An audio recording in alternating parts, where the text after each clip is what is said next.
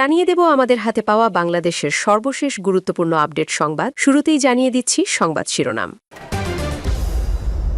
জামায়াত আমিরের প্রশ্ন, গণভোটের 4 প্রশ্ন না বুঝলে 31 দফা বুঝলো কিভাবে? হাসিনার ফাঁসি হবে বলছেন বাংলাদেশের স্বরাষ্ট্রমন্ত্রী, গতি পাচ্ছে প্রত্যাবর্তন প্রক্রিয়া। সংস্কার বাস্তবায়ন না হলে বিএনপি সরকারের পতন হবে ইনশাল্লাহ বলল নাসির উদ্দিন পাটোয়ারি। টার্গেট স্থানীয় নির্বাচন, জামায়াত বিএনপি ছাড়তে আলটিমেটাম, নতুন রাজনৈতিক জোট চায় হেফাজত আমির। এবং সর্বশেষ জানিয়ে দেব শেখ হাসিনার ফেরার বার্তা, বিচার নাকি ঢাকা দিল্লির নতুন সমীকরণ। শিরোনাম শুনছিলেন, এবার বিস্তারিত। জামায়াত আমিরের প্রশ্ন, গণভোটের 4 প্রশ্ন না বুঝলে 31 দফা বুঝলো কিভাবে? জামায়াত আমির ও বিরোধী দলীয় নেতা ডক্টর শফিকুর রহমান প্রশ্ন তুলেছেন, জুলাইয়ের সবচেয়ে বড় দাবি ছিল সংস্কার। জনগণ নাকি গণভোটের 4 প্রশ্ন বুঝে না। 4 প্রশ্ন না বুঝলে 31 দফা বুঝলো কিভাবে? ভোট চুরির স্বীকারোক্তি আছে, ভবিষ্যতে এটা সামনে নিয়ে আসবে। জুলাই শহীদ দিবস উপলক্ষে জামায়াত ইসলামী ঢাকা মহানগরী দক্ষিণ শাখার উদ্যোগে রাজধানীর ইনস্টিটিউশন অব ডিপ্লোমা ইঞ্জিনিয়ার্সে আয়োজিত আলোচনা সভায় তিনি এই প্রশ্ন তুলেন। ক্ষমতাসীন দল বিএনপিকে উদ্দেশ্য করে তিনি সংখ্যাগরিষ্ঠতার জোরে অন্যায় না করার আহ্বান জানান। তিনি শপথ করে বলেন, জীবন দিব তবুও 24কে হারিয়ে যেতে দেব না। সবাই 24-এর অর্জন স্বীকার করলেও অনেকে আগের অংশ নিয়ে পড়ে আছে। এত হীনমন্যতা কেন? 24 না হলে তারেক রহমান প্রধানমন্ত্রী আর আমি বিরোধী দলীয় নেতা হতে পারতাম না। অতীত নিয়ে পড়ে থাকা জাতির সামনে এগোবে কিভাবে? আমরা সব সময় বলে আসছি, আসেন সামনের দিকে এগিয়ে যাই। যে অঙ্গীকার নিয়ে 24 হয়েছে সেটি বাস্তবায়ন করি।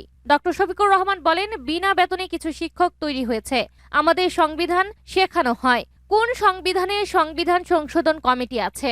গণভোটের রায়ের পক্ষে লড়াই কখনো বৃথা যাবে না। সংসদে না হলে সমাধান হবে রাজপথে।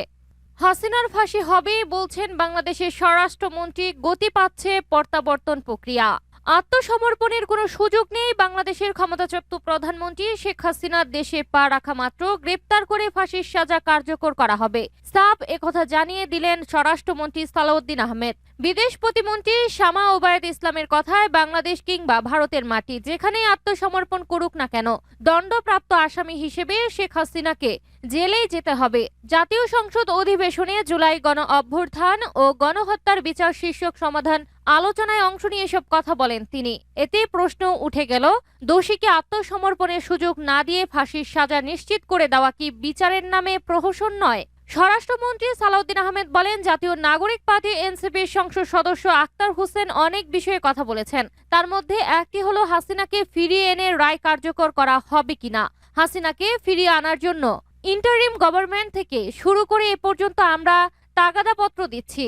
S per extradition TV with the neighbouring country, 2 বা ততোধিক দেশের মধ্যে হওয়া এমন একটি আইনি চুক্তি যার মধ্যে কোনো দেশে অপরাধ করে অন্য দেশে পালিয়ে যাওয়া ব্যক্তিকে নির্দিষ্ট শর্ত পূরণ সাপেক্ষে অপরাধ সংঘটিত দেশের কাছে ফিরিয়ে দেওয়া হয়, যাতে তার বিচার বা সাজা কার্যকর করা যায়। প্রত্যাপূর্ণ চুক্তি অনুসারে আমরা তাকে ফেরত চাই। আমরা চাই তিনি ফেরত আসুক ও বিচারের মুখোমুখি হোক।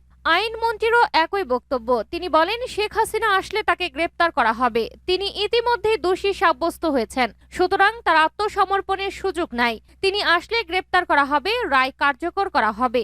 যদি আপিলের কোনো সুযোগ থেকে থাকে সেটা অন্য কথা, আইন আদালত বলবে।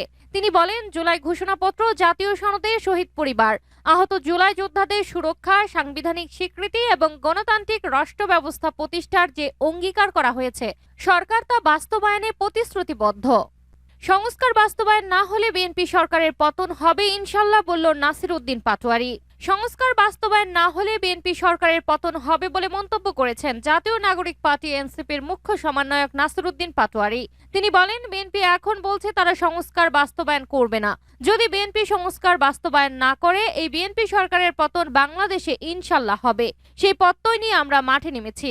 দেশ গড়তে জুলাই জাগরণ স্লোগানে জাতীয় নাগরিক পার্টি এনসিপি গাইবান্ধার সাদুল্লাপুর উপজেলা শাখার আয়োজনে উপজেলা সদর কেন্দ্রীয় শহীদ মিনার চত্বরে এক পথসভায় তিনি সব কথা বলেন। নাসির উদ্দিন পাটোয়ারি বলেন, ইনশাল্লাহ আমরা বাংলাদেশে সংস্কার বাস্তবায়ন করব, বিচার বাস্তবায়ন করব, টেন্ডারবাজি বন্ধ করব, সন্ত্রাস বন্ধ করব, চাঁদাবাজি বন্ধ করব, দখল বাণিজ্য বন্ধ করব, মাদক বন্ধ করব, শিক্ষা বাণিজ্য বন্ধ করব, চিকিৎসা বাণিজ্য বন্ধ করব, আমাদের শহীদ আবু সাইদের যে স্বপ্নের বাংলাদেশ, সেই স্বপ্নের বাংলাদেশ ইনশাল্লাহ আমরা প্রতিষ্ঠা করব। এই বার্তা নিয়ে আমরা আপনাদের কাছে এসেছি। আপনারা আবার রাজপথে নামবেন, আবার জুলাই হবে। অনেকে বলেন 1 জুলাই তোমরা কয় জুলাই বানাইবা। তিনি বিএনপিকে উদ্দেশ্য করে বলেন, 17 বছর অপেক্ষা করেছো, একটা বালু ট্রাক সরাতে পারো নাই। আমরা যদি গণ অভ্যুত্থান না করতাম, বিএনপির লক্ষ লক্ষ নেতাকর্মী এখনো জেলে থাকতো। টার্গেট স্থানীয় নির্বাচন, জামায়াত বিএনপি ছাড়তে আলটিমেটাম, নতুন রাজনৈতিক জোট চায় হেফাজত আমির। ত্রয়োদশ জাতীয় সংসদ নির্বাচনে কওমি ঘরানার রাজনৈতিক দলগুলো জামায়াত বিএনপি ও স্বতন্ত্র 3 ধারা বিভক্ত হয়ে প্রতিদ্বন্দ্বিতা করায় হেফাজতে ইসলাম বাংলাদেশের ভেতরেও দৃশ্যমান বিভাজন তৈরি হয়। নির্বাচন পরবর্তী সময়ে বিভিন্ন রাজনৈতিক বলয়ে অবস্থান নেওয়া দলগুলোর নেতাকর্মীদের মধ্যে প্রকাশ্যে কাদা ছোড়াছুড়ির ঘটনাও ঘটে। এই পরিস্থিতির অবসান ঘটিয়ে কওমি ধারার সব ইসলামী দলকে এক ছাতার নিচে এনে নতুন রাজনৈতিক জোট গঠনের উদ্যোগ নিয়েছে হেফাজতে ইসলাম বাংলাদেশ। এই লক্ষ্যে বিভিন্ন রাজনৈতিক বলয়ে থাকা দলগুলোকে আগামী 3রা আগস্টের মধ্যে তাদের অবস্থান ও করণীয় সম্পর্কে লিখিত মতামত দিতে বলা হয়েছে। এরপর নতুন জোটে কাঠামো চূড়ান্ত করে স্থানীয় সরকার নির্বাচন সহ ভবিষ্যৎ নির্বাচনে একক প্রার্থী দেওয়ার বিষয়ে সিদ্ধান্ত নেওয়া হবে বলে জানিয়েছে সংশ্লিষ্ট নেতারা। চট্টগ্রামের ফটিকছড়ি জামিয়া আজিজুল উলুম বাবুনগর মাদ্রাসায় হেফাজতে ইসলাম বাংলাদেশের আমির আল্লামা শাহ মহিবুল্লাহ বাবুনগরীর আহ্বানে কওমি ঘরানার 7টি ইসলামী দলের নেতাদের নিয়ে অনুষ্ঠিত মতবিনিময় সভায় এসব বিষয়ে আলোচনা ও প্রাথমিক সিদ্ধান্ত হয়। হেফাজত সংশ্লিষ্ট একাধিক সূত্র জানায়, নতুন এই উদ্যোগের মূল লক্ষ্য হল বর্তমানে জামায়াতের নেতৃত্বাধীন জোট, বিএনপির রাজনৈতিক বলয় কিংবা স্বতন্ত্র অবস্থানে থাকা কওমি ঘরানার দলগুলোকে একটি অভিন্ন রাজনৈতিক প্ল্যাটফর্মে নিয়ে আসা।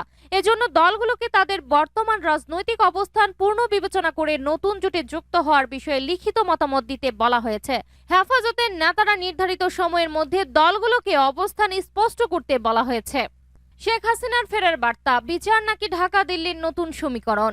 ভারতে অবস্থানরত ক্ষমতাচ্যুত প্রধানমন্ত্রী ও কার্যক্রম নিষিদ্ধ আওয়ামী লীগের সভাপতি শেখ হাসিনা রয়টার্সকে দেওয়া এক সাক্ষাৎকারে বাংলাদেশে ফেরার ঘোষণা দিয়েছেন।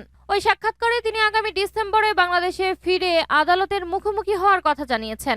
এরপর থেকে রাজনৈতিক অঙ্গন, কূটনৈতিক মহল ও প্রশাসনিক পর্যায়ে শুরু হয়েছে নতুন আলোচনা। সরকার বলছে, শেখ হাসিনাকে দেশে ফিরিয়ে আনতে আইনি ও কূটনৈতিক প্রক্রিয়া এগিয়ে নেওয়া হচ্ছে। দেশে ফিরলেই তাকে গ্রেপ্তার করা হবে। অন্যদিকে বিএনপির একাধিক শীর্ষ নেতা মনে করেন, বিষয়টি শুধু বিচার বা রাজনীতির প্রশ্ন নয়, এর সঙ্গে বাংলাদেশ ভারত সম্পর্ক এবং সাম্প্রতিক আঞ্চলিক কূটনীতিরও একটি গুরুত্বপূর্ণ যোগসূত্র রয়েছে। প্রায় 2 বছর ধরে ভারত সরকারের আশ্রয়ে থাকা শেখ হাসিনা এর আগেও বিভিন্ন আন্তর্জাতিক গণমাধ্যমে সাক্ষাৎকার দিয়েছেন এবং রাজনৈতিক বক্তব্য রেখেছেন। তবে সম্ভাব্য প্রত্যাবর্তনের সময় উল্লেখ করে দেওয়া এই বক্তব্যই প্রথমবারের মতো তার দেশে ফেরা নিয়ে সুস্পষ্ট রাজনৈতিক আলোচনা তৈরি করেছে। ভারতে শেখ হাসিনার অবস্থান নিয়ে রাজনৈতিক বিতর্ক এবং কূটনৈতিক আলোচনা চলমান থাকলেও এবার তার সম্ভাব্য প্রত্যাবর্তন নতুন করে রাজনৈতিক সমীকরণের কেন্দ্রবিন্দুতে উঠে এসেছে।